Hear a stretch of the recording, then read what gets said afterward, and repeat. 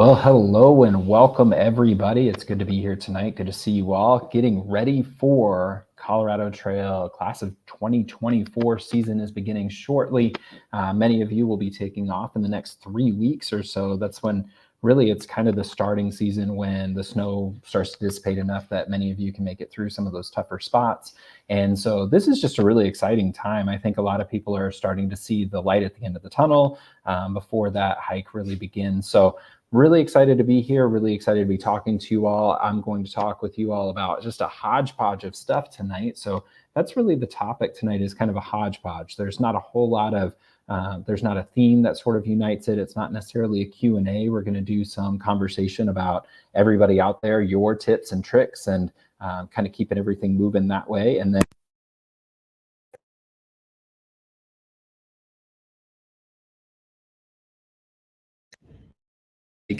they're just making me crazy right there with that green screen. So we're just going to be doing a sort of a hodgepodge. We're going to talk a little bit about the upcoming hiking season. We're going to talk about some of the old favorites, some of the things that everybody who takes off on the Colorado Trail kind of needs to know. And then we're also going to spend a little bit of time sharing some of our own information and some of our own tips. So really excited about this one because we have some experts in the crowd already. Just as a note there, we've got Mad Hippie's Life is in the house today. They have done the Colorado Trail previously and have a series on the Colorado Trail that I think everybody needs to check out. If you have not seen Mad Hippie's Life series of videos covering the Colorado Trail, it's really incredible and it's great.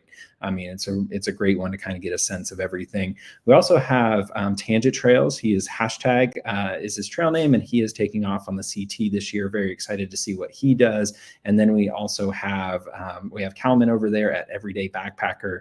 And if there's any person on this planet who knows gear better than him, I don't know them. So yeah, it's a really good group tonight. I see a couple of new faces. Michael, welcome to you as well. And I see Elderberry in the group as well. And then Alaska Log Cabin and Yoga. That is, I tell you what, that is one terrific name there, a group of people. So I don't know yet. Welcome though. I'm glad to have you here. So let's get right to it here. We're going to talk a little bit first. One of the things that I would just want to share is go ahead and share your questions in the chat. If you are a person who is taking off on the CT, just go ahead and let us know if you have any specific questions. We've got a wealth of knowledge here. Girl Plus Dog Adventures hiked the trail back in 2021. So we just have through hikers everywhere with all range of experience. So we have people who have hiked it there. So we've got the CT through hike for the 50s there from Mad Hippie's Life. They hiked it and they just welcomed their newest grandbaby into the world just a few months ago as well. Details over there at Girl Plus Dog Adventures. Solo hiked it as she is a woman solo hiker. So we've also got that. And then I've through hiked the trail a couple of different times as both a lash and a solo sort of through hike. And then I've had a couple of failed hikes. So I'm here to talk to you about some of those tougher experiences too. So drop your questions if you have them in the chat. We're going to go ahead and pick up some of those. We're going to pick up those questions if you have that. Oh, yes. And I probably should have said that too for details. She hiked it with a dog as well, which is going to come into play in this conversation later when we talk about some of the water carries and some of the places where you just need to be aware of how heavy your bag can get and where some of the tricky water spots are throughout the trail. So that's a really important one there. Let's actually start here. And this is one of my favorites. I've been really excited about this topic because I think that, like I've been saying here, there's just so many people who have so many great tips and ideas. So one of the things that I want you to do, let's start the conversation here with some of our favorite hiker tips there. So if you have a tip that somebody shared with you that you think is just absolutely phenomenal, just let us know what that is in the chat. We're going to be sharing those throughout the course of the next hour or so. I'd love to hear them. And that can be anything from, a tip that maybe applies to a Colorado Trail through hike, or maybe it's specific to the CT, or maybe it's just a hiking tip in general that you've learned somewhere along the way. I'd be glad to learn those as well. As I'm looking at the chat there, Mountain Trail Adventures, good to see you there. Crazy Navy Vet Hikes, good to see you as well. Hoping maybe we cross paths at some point as well. I've enjoyed interacting with you there on Instagram as well. And then I think it looks there like Alaska Log Cabin and Yoga. We've got a few folks there, Grizz, Flash, and Princess Buttercup. What a great name. They will be through hiking the CT in August. So there's a good chance I will hopefully get to meet you all out there as well, because I am heading out that way in mid-August as well. All right. So let's start talking about a few of the most common questions that I get. And these are questions that I think anybody who, really starts talking about the CT, talking to people who've hiked the CT before. These are questions that a lot of folks start to ask pretty commonly. And one of the first is, how do you get back to Denver from Durango? And this is the age-old question, because if you've ever started looking, flights are not inexpensive. I'd mentioned a couple of weeks ago that there was a flight from Frontier that was really inexpensive. Turns out that that flight no longer happens. So you can get back on a flight from Durango, but it is not inexpensive. I think it's close to $275, $280. So that is certainly a route that you can go. The Bustang also runs a route now. So this one can take a little bit longer, but there's a bus system called the Bustang, and you can take that all the way from Durango to Denver. Not typically very busy, but it is a bus. So, take that, do with that what you will. There's also the opportunity sometimes that you can reserve a car and rent it one way. Now, here's the rub. If you rent a car, then you are really locked into finishing on that date. So if you finish early, then you're kind of in a holding pattern in Durango. And if you finish late, then you're really out of luck. And that's happened to me before.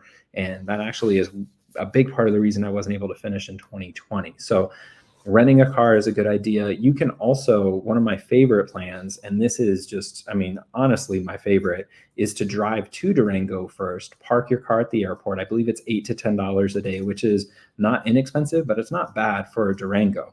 Then you make your way back to Denver. However you do that, you might have take a flight, you might take the Bustang, you might have a friend who can drive you, who knows, but leaving your car in Durango at the airport allows you a whole lot more flexibility, and then you can finish whenever you want. So that's one of my personal favorites, is to go there.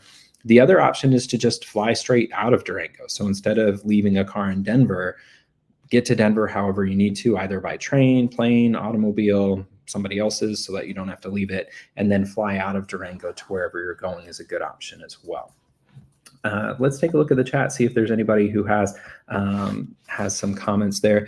Bustang allow dogs? That's a great question. I feel like I've seen that somewhere before, and I'm not certain about that one, because apparently Princess Buttercup is a dog. That's good to know, but I don't believe that Bustang allows dogs. But they do have, as Matt Hippies points out here, they do have big discounts. So for those of you without dogs, that's a good option as well. What I can say for those of you with the dogs, I think that's hiking with a dog is really rewarding on the CT, and especially because so many of the towns are very dog friendly. It is not an awful idea to hike with dogs. You just have to make quite a few different adjustments to how you're going to do this. Do your hike, because dogs require special attention. And also, as you're finding out here, it can be very difficult to, it can be very difficult to find certain shuttles or rides with the dog. But if you manage to do that, it can be very rewarding nonetheless. So here we've got Stephanie Hughes mentions, where can you park safely and affordably in Durango? That one is, given you won't pick it up for a month. The best place, I think, honestly, is at the airport. You can park there even if you're not flying. And I believe when I stayed there a couple of years ago, it was $8 a day. Very safe. It's behind a gate, so you're in good shape there. The hard part really is to get back to the airport, because the airport in Durango is probably 25 miles or so from the trailhead. So you'll have to figure out a shuttle of some sort. There's not really Uber in Durango. There may be a couple here and there. That one is it's a really tough one, generally speaking. But here's the good news. And let's pause here for a minute, because I think one of the most important things that everybody going into this hike should know right away is that by the time you get to Durango, chances are you're not going to have to figure out everything on your own. There's a very high likelihood you will be a part of a tramily at this point, where you will have other people who are hiking with you. And often some of those people have already arranged a ride. Maybe they've rented a car, they might have somebody picking them up, or they've left a car. So the good news is, don't panic a whole lot if you don't have a really solidified plan heading into Durango, because you will figure it out. That's one of the things. You're not going to die in Durango if you don't have a ride that first 20 minutes, right? So just basically, there are a couple of different options. The airport is one, as Tangent Trails points out here. Buckhorn Limousine also offers parking. I believe they offer quite a bit of different shuttling services as well. And I know people who have used them before. They're not necessarily inexpensive, but they are safe and they do have very good service. I believe they'll also shuttle dogs for the my friends from Alaska there. So just keep an eye out on that. Buckhorn Limousine is sort of a staple in the Durango, Colorado Trail community as well. And so let's take a look here. We've got crazy Navy vet hikes. He asks, is there any new things this year that anyone knows about in towns for resupplying? I heard there's a general store doing some extra stocking this year. Now the general store, I think what you're noticing there, the general store typically refers to the Twin Lakes General Store. So that's at mile 171 to 173, somewhere in that ballpark. And then when you get there, they have plenty of great stuff. So that is a great spot to stop. But I think what you might be mentioning there is the Monarch Crest store. And they have been taken over by new ownership. That one is if you're on the Collegiate West, it's mile 252, and it's at US Highway 50. So when you go in there, they are terrific, by the way. They are just dynamite folks. They've been very good to hikers. They create a spot. It's not necessarily a hiker stop. It's really for people who are either stopping by the Monarch Ski Resort or passing through tourists, but they've done a really great job of taking care of hikers. So when I went there back in, I think the last time I was there was actually 2 years ago, they had a spot set up for backpacks to be put down. They had chargers set up for folks. That one's a great one. The other one that is sort of a lesser known, just a terrific stop, is down in the town of Jefferson. So at mile 72, you'll get to Kenosha Pass. And there's one road, when you start getting into Kenosha Pass, you will absolutely see the town of Jefferson off to the left because it's all just a big flat basin. And you'll see the town there. And there's a store there. I believe it's the Jefferson General Store, might be. And they are so very welcoming to hikers that spot there, I can't send enough people. They were so great. They came out and met us when we were outside and they said, hey, come on in. We've got snacks here. We've got all the stuff you need. Just really terrific. And just as a note, as we're going through this, we've got folks here who've had great experiences at these different places, be it the Twin Lakes General Store, being at Monarch Crest, this Jefferson store. One thing that we all need to do as a community is take good care of these people. And I mean more than just giving them money. So making sure that we are being respectful of their space. There was a sort of an ugly incident back at the Twin Lakes General Store in 2022, where they started cutting off people and saying you can't drink outside of the store. So what people used to do is go in and buy some beers and sit outside and have a couple of beers and then go hike on.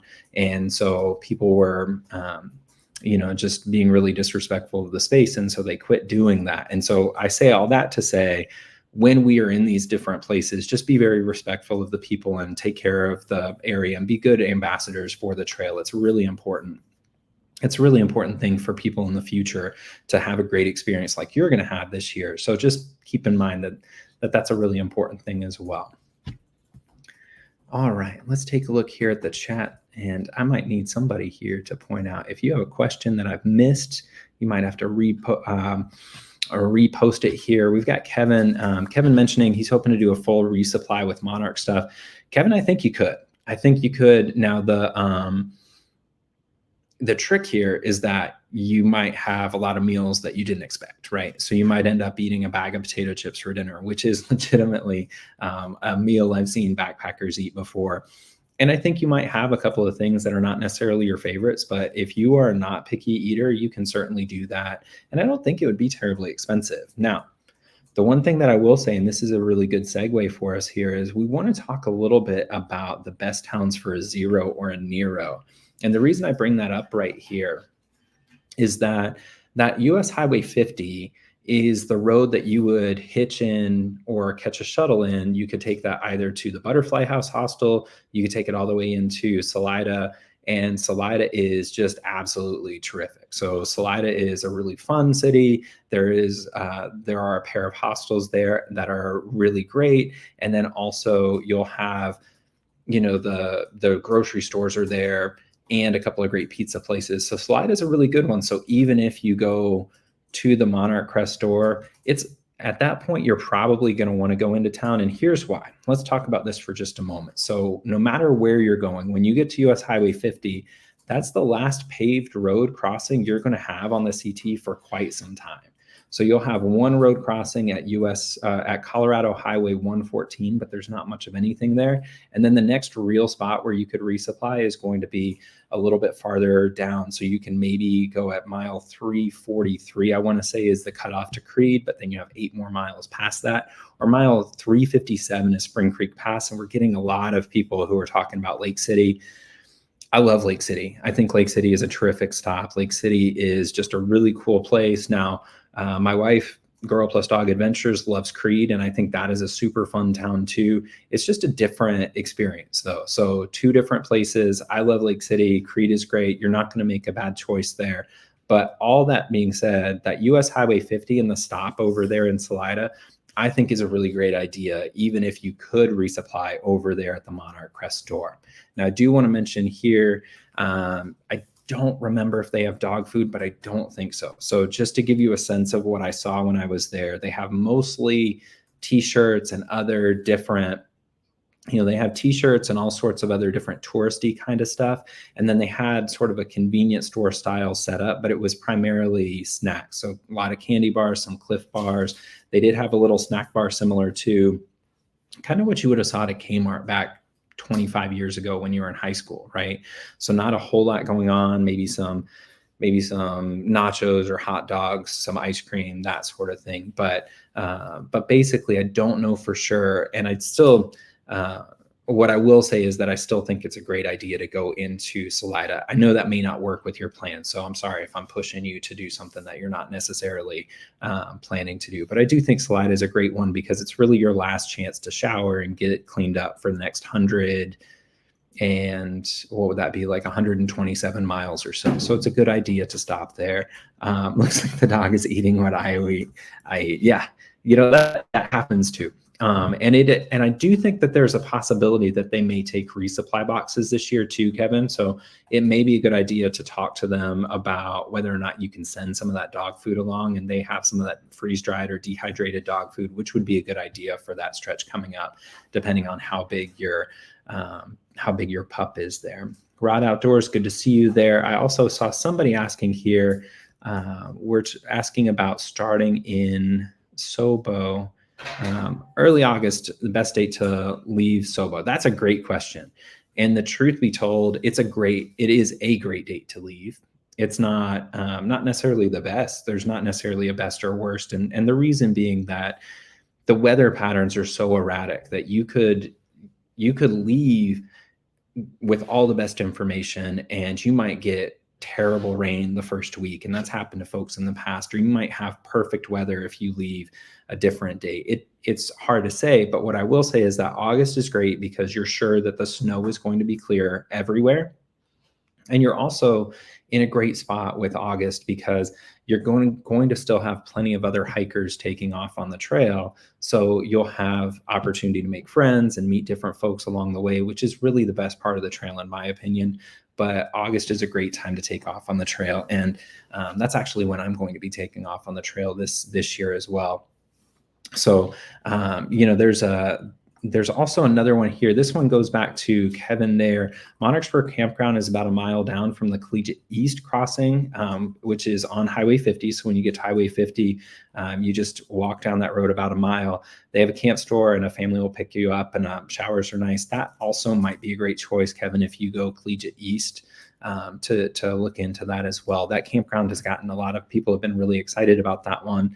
They were closed at one point, but I think they reopened. So if anybody has any information on that, I'd love to see that here as well. Now, let's pause for just a minute, my friends.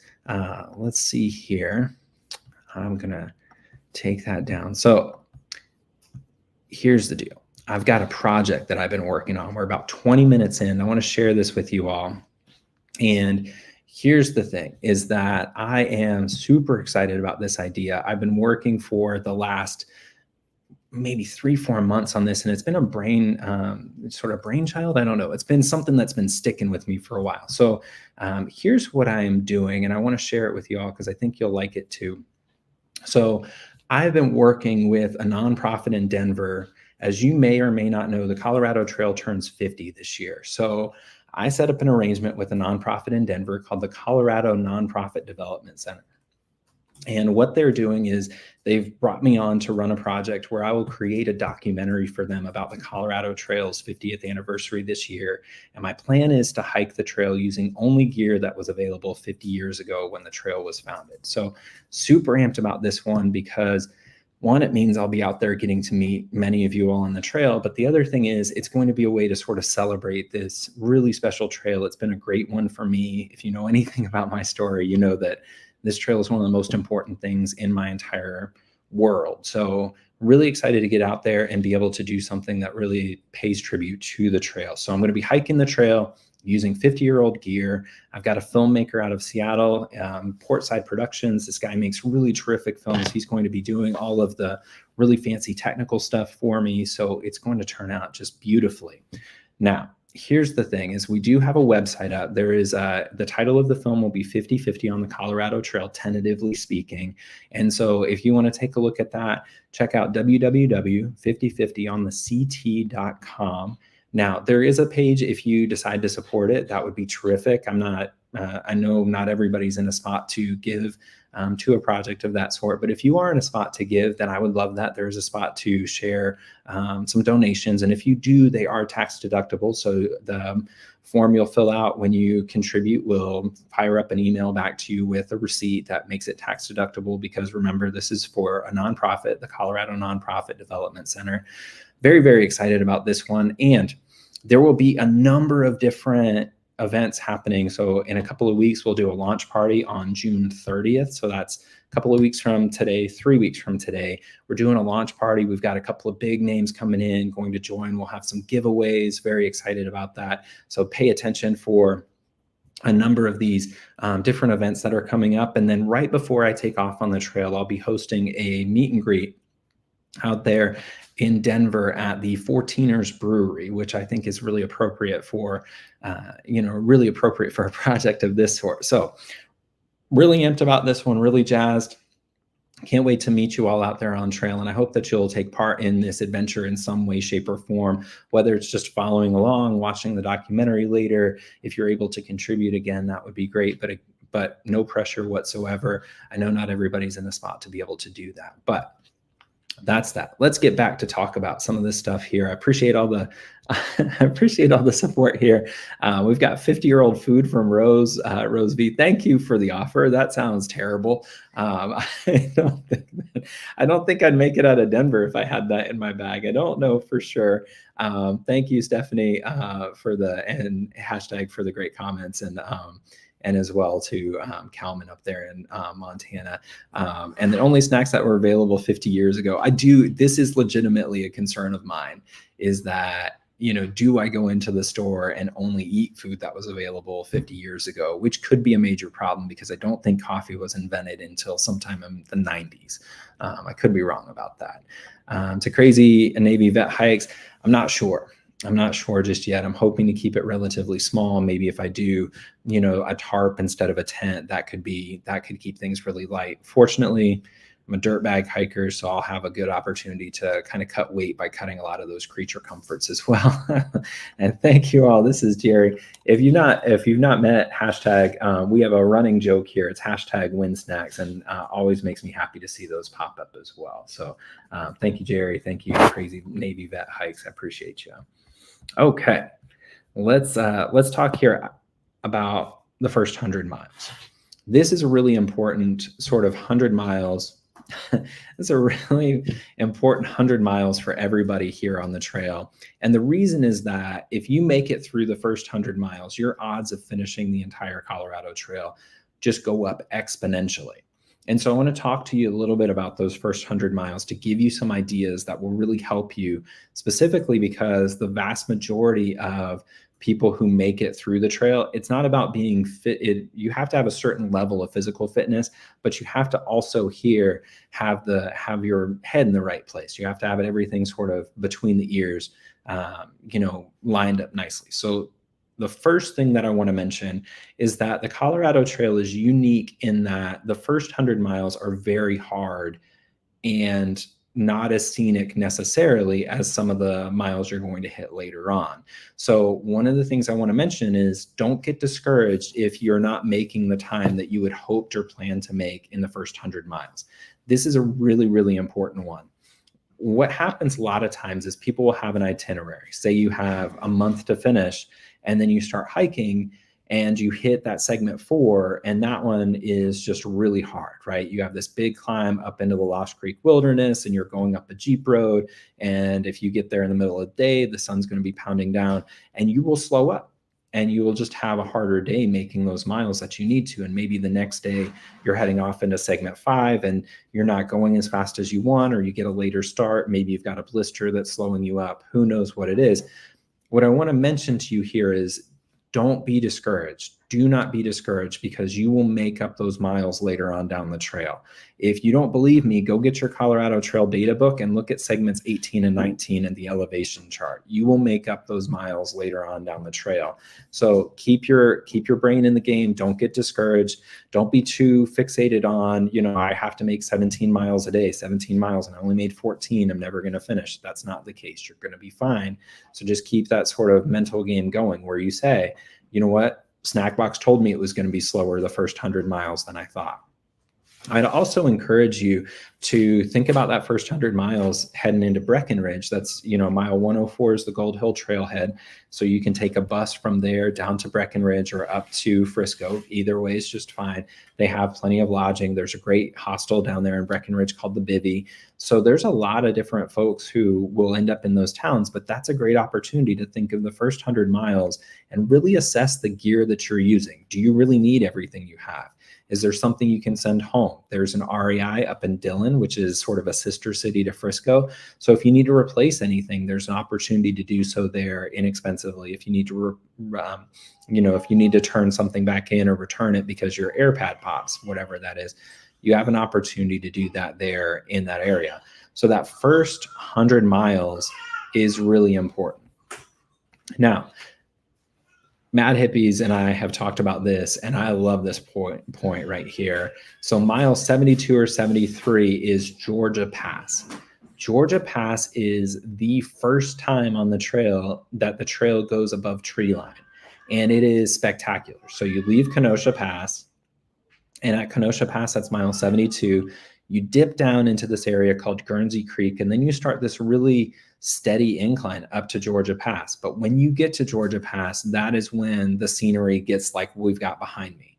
That's when you leave the sort of hot, arid area of segment 2. That's when you leave the Lost Creek Wilderness. It's just this spot. It's a real marker for folks, and it is the price of admission, as Miller and Debbie point out there, that Georgia Pass is the day when you realize you are in good shape at that point. So just be looking ahead to that first 100 miles, pay really close attention to how you're doing and where you are, but don't put too much stock in how you're doing by way of your plans. Your best laid plans are not going to line up, especially the first 100 miles. But the good news is the last 100 miles are also going to be a lot faster than you think they're going to be through the San Juans as well. Kevin here points out, started up Avalanche Trailhead, and holy moly, what I will say here is the spot that Kevin is talking about is the Avalanche Trailhead. It's where the highway crosses. There's a state highway that goes, if you go right, if you're heading south, you go right, you go up to Cottonwood Pass, you go left, you go down in the town of Buena Vista, which weirdly enough, that's how you pronounce it, Buena Vista. And Avalanche is what I consider the sort of, it goes up the arm, this sort of shoulder of kind of like this guy right here of Mount Yale. And I consider it one of the top 5 hardest hikes of the entire trail. It is very, very hard. So this gets back into some of those questions about whether or not you should go collegiate east or west. And east is hard. East is very hard. West is hard. West is also beautiful. So what I will say here is everybody has their own reason for going the ways they're going to go. Obviously, I'm going to go east this year because I'm doing the trail as it was 50 years ago, or at least as close as I can get to 50 years ago. But if you can do the Collegiate West, I very much encourage you to do that. I think it is just absolutely stunning. And in fact, behind me here is the top of Hope Pass. This is the entrance point of the Collegiate West. Very much well worth worth the trip.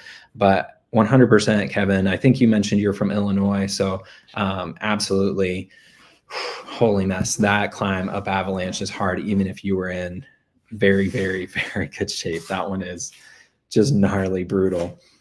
Just a really tough one there. All right, let's talk about, this is one of my favorites. Let's talk about some next level gear. Now, the next level gear, this is just some of those pieces of gear. These aren't expensive, but these are things that, they 100% will make a huge difference. So Leukotape, if you don't know what Leukotape is now, this is my favorite piece of gear ever, ever, ever. And not a lot of people know about it when they start, but it's my favorite thing to take. It's not terribly expensive. I think it's about $10 a roll. There's a link in the description below. So if you want to track down where that is, there is a link down there. Check it out. Leukotape is basically, it's a tape they use in, I believe, physical therapy.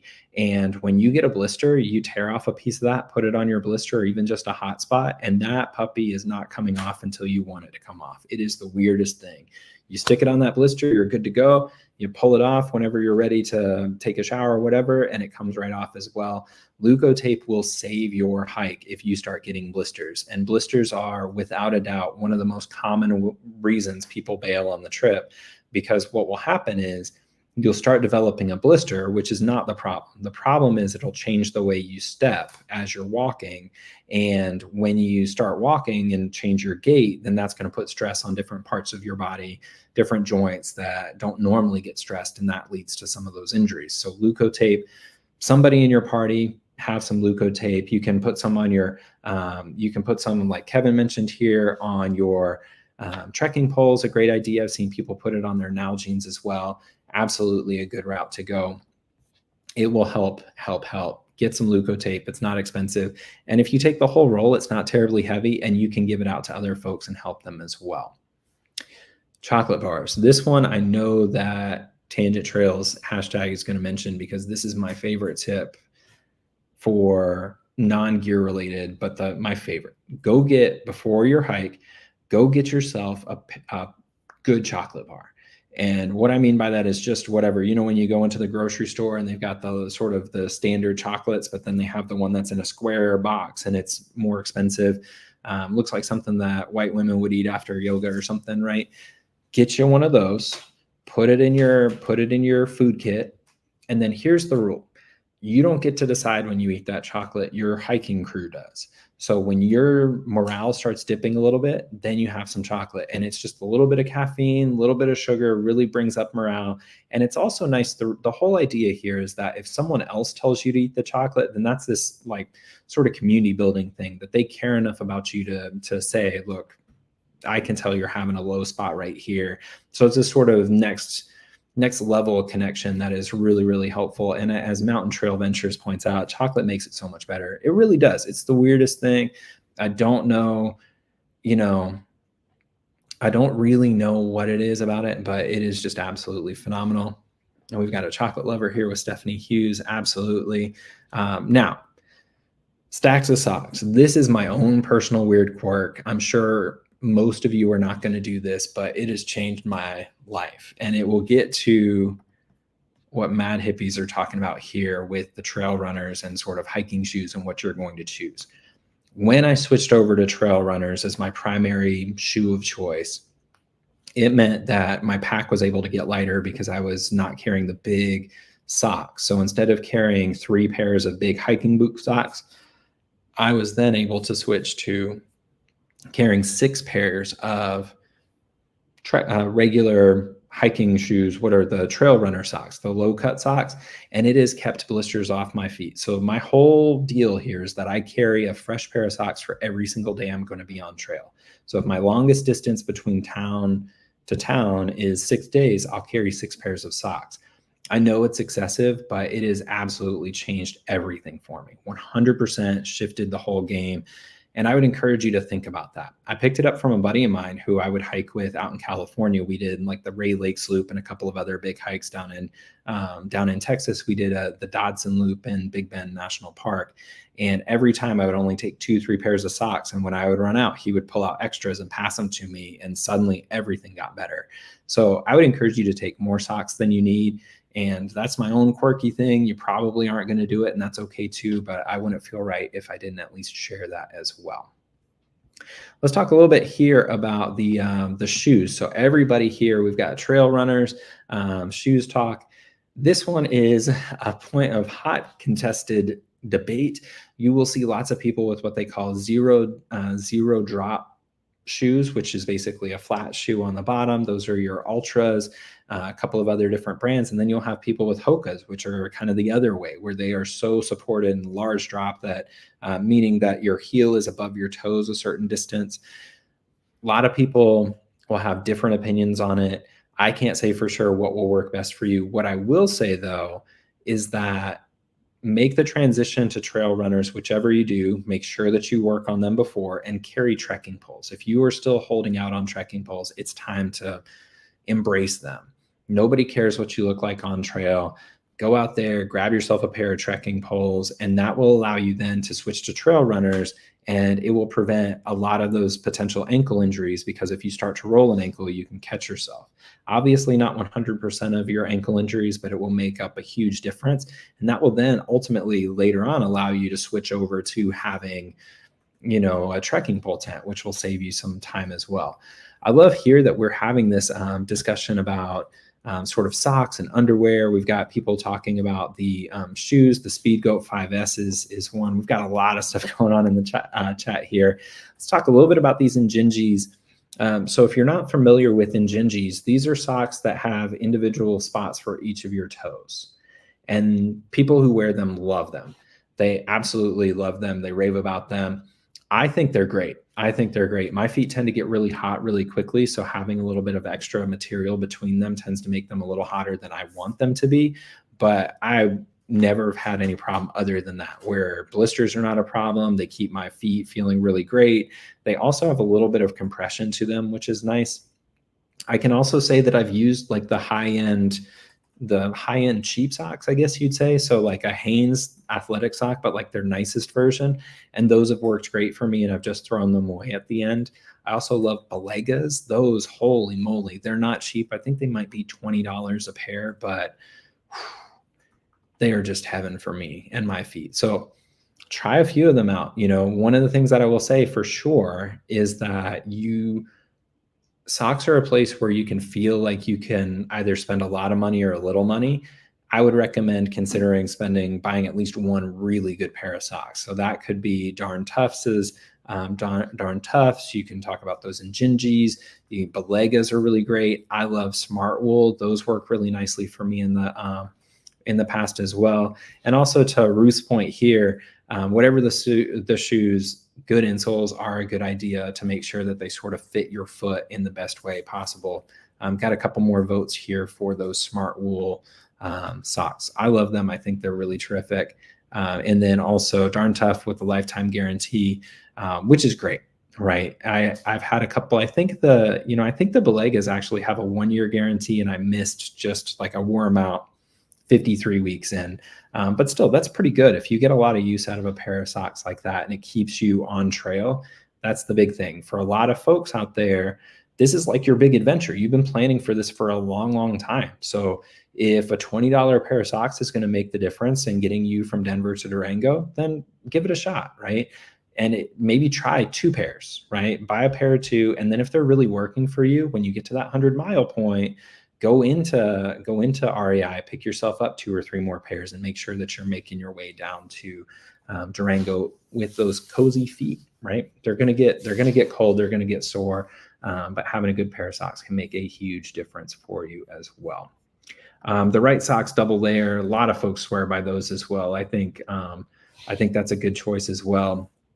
I've used them in the past, but the mistake I made with them is that I used sort of Gold Bond in my boot at the same time. So they ended up it was a bad situation. I'll just say that it turned out pretty poorly for me, where I didn't know you could hear blisters sloshing, but turns out you can. Glad to see Rod here. The REI socks are comfy for you. Absolutely. I think that's a really important point there, Rod, that you can find some really good mid-price socks as well. So the REI socks work really nicely for a lot of folks. Like I said, I've used Hanes in the past, buy a 6-pack of really good Hanes socks. Those worked really nicely for me. But again, you have to make sure they're synthetic. You have to make sure that they fit really nicely. Don't cheap out on them to the point that you're buying just simple cotton socks. That's a bad plan. That's going to cost you a lot more than you would have spent just buying a good pair of socks as well. All right. Now, let's see what we've got. A couple of other things here. Let's talk a little bit about this one: food storage, bear canister, bear bags, right? So here at this place, Hope Pass, there's actually a bear at the base of that has been raiding campsites. So if you are hiking the Collegiate West and you camp before Hope Pass, just know that you need to be extra super cautious. I mean, the whole trail you need to be cautious because bear encounters have increased in years past, but there is specifically one at the bottom of Hope Pass, sort of the north side of Hope Pass, that has been stealing bear bags. And so there's a lot of debate about this. Again, I'm not going to necessarily recommend any sort of I'm not going to recommend any super strongly, but I do think there's a lot of peace of mind to be had with a bear canister. I know it's 2.5 pounds more, but it's got a lot of different purpose. So not only can you carry your food, but as you eat it and the bear canister opens up space, you can also do things like store your cell phone in there to keep it out of rain if it starts getting wet. A lot of electronics work really nicely. When you put it in there, you can also keep consolidating into the bear canister so your backpack gets smaller and easier to pack in the morning. That one works really nicely. I've had friends who have used we've got a question here about the Ursack bag. I've had friends who have used the Ursack. I know Girl Plus Dog Adventures used that with the Ops Liner. Those have worked well for a lot of folks. And so they can work. What I can also say is that the Ursack is what got shredded at the base of Hope Pass the year that I was hiking. So the people had an Ursack tied to the tree and the bear came and got it and tore holes through it. So it's a tough one. I think that the Ursack bag is certainly better than others, and especially do it with the OpSack, the smell-proof bag. That one is a really good one. But I think Alaska Log Cabin Yoga here, they make a great point. It's not just for the bears. It's also a good seat for sure. I like to put it up against a tree and use it as lumbar support, keeps the rodents out. That one is also really important. As Mad Hippies points out, they use the Ursack with the liner and it still works well for them. So it is super possible. Again, I'm not taking a hard stance on any of these, but I really do love the simplicity of a bear canister. But I also have carried, bear bags on the CT in the past. So make the decisions that's best for you. Practice responsible bear storage. Make sure you're not sleeping with your food in your tent. I know that sounds crazy, but 100%. You will meet people along the way, especially as you get later on down the trail, who bring their food into their tent. That's not a great plan. Now, we do have a question here about gaiters or not gaiters. So if you don't know what a gaiter is, which most of you probably do, but if you don't know what a gaiter is, they're just a sort of a piece of cloth that wraps around your ankle. It's like a sleeve, kind of like a funnel, and you put your foot in it, and then you clip the end of it to your sock on the front, and then there's a little piece of Velcro you'll put to the heel of your shoe, and it basically creates this kind of jacket, I guess, over from your ankle over the opening on your shoe where you put your foot in. And the whole idea here is that it keeps dirt and rocks from falling into your shoe, which prevents things like blisters, keeps your feet nice and clean, but also allows you to not have to stop and shake out your shoe. Because once you start getting dirt in your shoe, it's an uphill battle from there. What I can say here is I love them. I love gaiters. They're not super expensive. There's a company on Etsy called Ultra Gam, and I bought a pair of gaiters from them, I think $20. They are really, really great. The other one that is sort of a standard favorite is the Dirty Girl gaiters. The company's name is Dirty Girl. They make them for men and women. They are terrific as well. They have the little clip for your front. Make sure that you get the heel put on, the Velcro When you do this though, if you do buy a pair of gaiters, no matter which company you use, when you buy that pair of gaiters, I recommend super gluing them to your heel, because the adhesive on just a standard piece of Velcro is not super, super great. And so I have had the Velcro pop off in the past, which doesn't make it completely useless, but it certainly makes it not nearly as useful. Ruth here, who is a CT hiker. Ruth, I believe you finished the CT this year. Correct me if I'm wrong, but you did sort of a couple of different, you did one trip all the way to Salida, and then you maybe finished up this year. I hope I'm correct on that one. I was really excited to see that. Oh, you know what you did? Yes, 100%. Sorry. I was reading your blog today. My apologies, Ruth. I should have known that. Jody, good to see you as well. Hike with Mike, good to see you as well. Got a couple of different votes there for Ultra Gam. So any way you go, they're really fun. Pick yourself a fun design. That's also nice to get either Ultra Gam or Dirty Girl. Make these really fun, sort of whimsical designs. So pick yourself one that's kind of, don't get a boring pair of gaiters, right? That's basically the thing. Get something fun, get something silly. That's the whole point. So let's talk a little bit here. We're sort of nearing the end. If we have any questions that haven't been answered, be sure to toss them in the chat here, because we'll be wrapping up in the next 10 minutes or so. And so make sure you get all your questions in there. I want to talk a little bit about about charging your battery. So we've talked about this just about every different time. And basically the question that people have often is, do you carry a battery bank? Do you just charge up your phones and other electronics and then wait for the next town day? Do you carry a solar panel? What's the best route of keeping your electronics charged? For some people, the whole point is to get away from electronics. The reality is that for many of us, that's not realistic on a hike, right? We have this electronic stuff that helps us stay in touch. For many folks, it might be something that is like a condition of being able to hike. So maybe your partner, you're young enough that your parents can tell you what you can and can't do, or you have to have somebody on board that sort of supports you. And they say, you know what, I'm supportive so long as you carry GPS beacon, right? So you may need that charger. So a lot of different routes to go. I've tried both battery banks. I've gone years where I've charged up in different towns. And then I've also taken extra different batteries. So I've gone years past with GoPro and 8 different GoPro batteries, 12 GoPro batteries. And then I've taken the solar charger. My experience with the solar charger is that it wasn't very effective, that it did charge things, but what happened is it got so hot that it would kind of cook whatever I was charging. So I'd have to take, say, my phone or whatever I was charging and put it underneath the solar panel. But even that, it got so hot that my phone would stop charging. So my experience with the solar charger is that it was a lot of trouble. You had to wait, or you had to sort of rig it up on the back of your backpack. It didn't save that much weight compared to a battery bank. So a battery bank, if you are going to carry something, does seem like the way to go, in my personal opinion.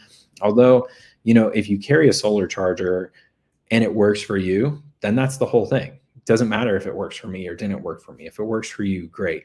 Do know that whatever you try, again, 100 miles, you're going to get to Breckenridge. Send it home if it's not working and pick up something that will work for you. There are plenty of places in Breckenridge and Frisco and Dillon where you can buy yourself either a solar charger or a battery bank if what you're using doesn't work for you. What I can also say is that if you're not doing a lot of vlogging, or you're not doing a lot of filming and photos and listening to music, your phone battery will hold up the whole hike as long as you turn it off and then only turn it on when you need it. So if you get to Hope Pass and you turn it on to check and see if you have any calls and then turn it right off, your battery will last the whole entire hike. And that's no exaggeration. You can make it as far as you need to, but you have to be very, very, very, very cautious with it, or very conservative, making sure, quite literally conservative, conserve your battery power. But you can do any of those are great. I do think that the 10,000 battery bank works well. That's either with Nightcore. You can also use Anchor. I've had good luck. They are heavy. And so just keep in mind that they are an additional weight too. Stephanie asked about best camera if you want to document your through hike, GoPro or Insta360 or Sony mirrorless camera. So many good choices there. Those are So those are great. So the GoPro is great, obviously, because it's waterproof if you don't use the media mod. So the GoPro is what I've used in the past, but it does have sort of that bowing out the fisheye a little bit on the trees, which I don't personally love. The Insta360, I think, is getting great reviews. I know less about that one, but I will say that my wife used the DJI Pocket 2, and yeah, she's right over here, like 2. And the DJI was really great. That one worked really nicely and gets beautiful video. It's small and it has a great hookup for the microphone, which can be helpful if you're planning to talk. Do make sure if you are planning to talk to the camera that you get the windscreen. That one's very helpful for beautiful shots, because if you're up here on Hope Pass and you want to say something, that wind is going to be ripping. So you're not going to be able to hear it if you don't have one of those. They call them the dead cats, the big furry thing that goes on there. The Sony mirrorless camera would be terrific. That would be just absolutely terrific to take if you know how to use it. And I don't personally know how to use it, but I've seen people take mirrorless cameras and get just absolutely stunning video. If you know how to use it, I say go for that if you have the weight that you can carry. The other one that's not on this list that I would encourage you to think about, depending on how serious any of you are about documenting your hike, your iPhone is as good as a GoPro for sure. And so, if not better, the iPhones will capture just terrific film footage. You can get a nice light, tripod for it that will fit wherever you need it to. Those are just really phenomenal. And they do everything from time lapses to slow motion. You get it. You've got lots of different options there, and you can adjust and manipulate all of the different settings in some pretty cool ways. Mad Hippies points out that linear mode, this is a really important one. If you don't want that sort of the fisheye effect, the linear mode will reduce that drastically. So that is a really good way to go. But then also here, as Details points out, iPhone is a good backup, but you want to consider a good gimbal device. And a gimbal is that sort of handheld thing that holds your camera, but it keeps the bouncing down. So especially if you're going to be filming while you walk, a gimbal is great. You can get the DJI Osmo, I believe is the name of their gimbal device. It's not terribly expensive. You can get a used version for somewhere around $100. Well worth the investment, because it also has the thumb controls where you can do a lot with that to make sure that you're setting things up. And those gimbals are really dynamite. They help out quite a bit. But if you haven't bought a camera already, think about getting that DJI Pocket 2, because that one has the gimbal built into the camera already, and it's a pretty phenomenal camera. Okay, now we are nearing the end. I want to talk to you about just a couple of different things here. So be sure that you like and subscribe, and check me out over on Instagram. So on Instagram, a couple of things. One is at Backcountry Champions, where you can find me.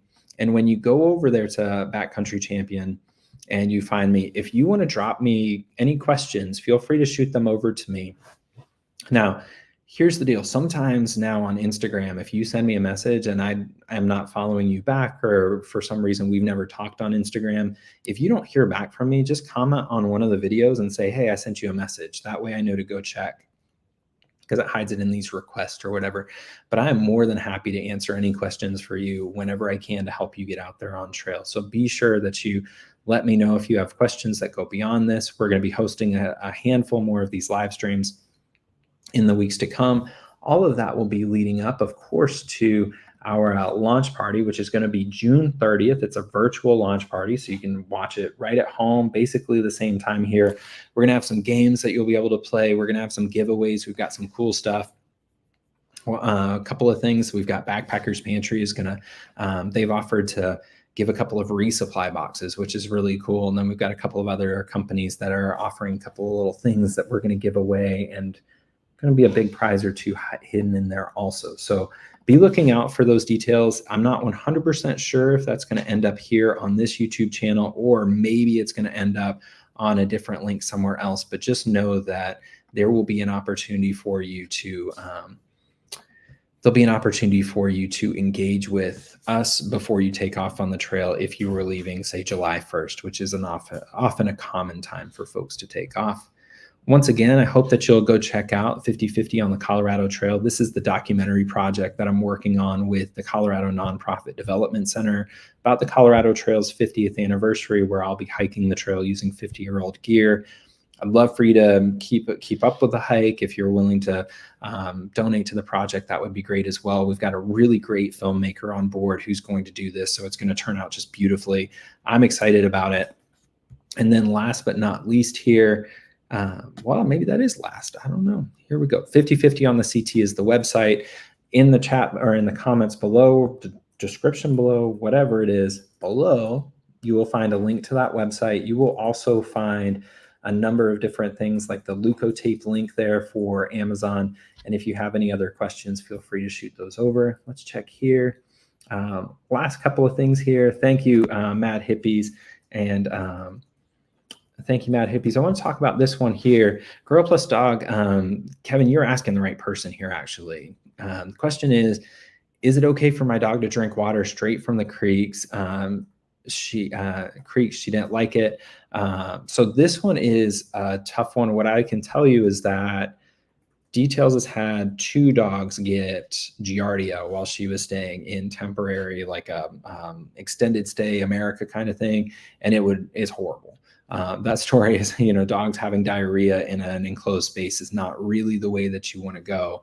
But basically, my experience has been that if you can filter it, that's great. If you can do that, there are a couple of places where it's not as risky as Details points out here. But just be really careful with it, because there are a couple of spots you're going to run into, say at the start of segment 18 at just past Razor Creek. I forget the name of the creek that's up there. But right when you head into segment 18, there is a creek maybe 3 miles in that the cows will literally be standing in at the time.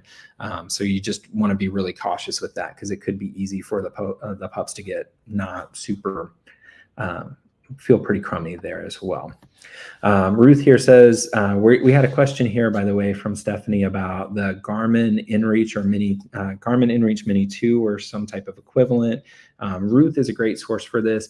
She said she felt really good with her InReach. She said she could message people, which helped her with morale, and the tracking was great for the loved ones. I agree with that.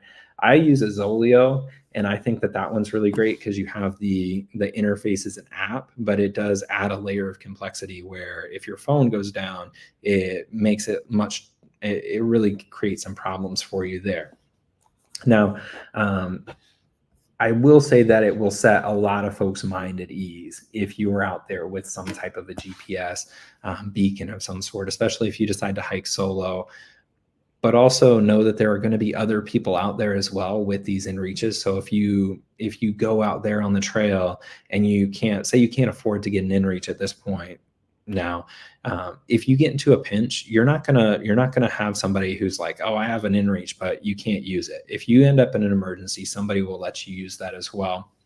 And then lastly here, I do want to point out this one from Mad Hippies, because they are spot on.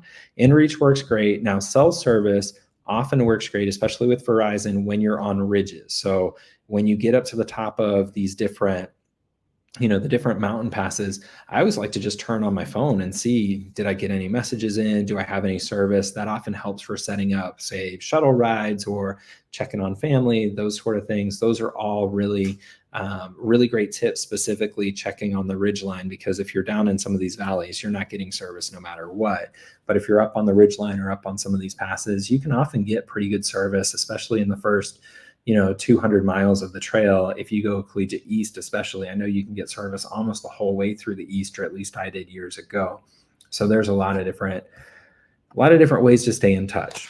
That's a good thing to know. A lot of people think they're heading off into the woods and they're never going to see society again until they finish up their hike. And the reality is you're going to pass lots and lots of opportunities to be in touch with folks, to visit, etc. So, just know that this adventure will take on some really different shape than you might be thinking in your mind, but it's going to be great no matter what. You're going to have a blast out there. That really wraps it up, everybody. I really appreciate all the comments. I had a great time talking with you all. Of course, I could talk to a wall for an hour and a half, so I appreciate you all being engaged, because that makes my life even better, happier, happy to be here with you all. Grateful to see you all tonight. Hope you have a great week. Send me messages over there on Instagram if you need any questions answered, and I will talk to you all soon. Kevin, I believe I'll be taking off the second week in August. I'm not certain yet. And you all are all most welcome. I'm really grateful to have you all in the community. And I look forward to meeting you all, hopefully in Denver or somewhere between there and Durango this summer. Take care, everybody.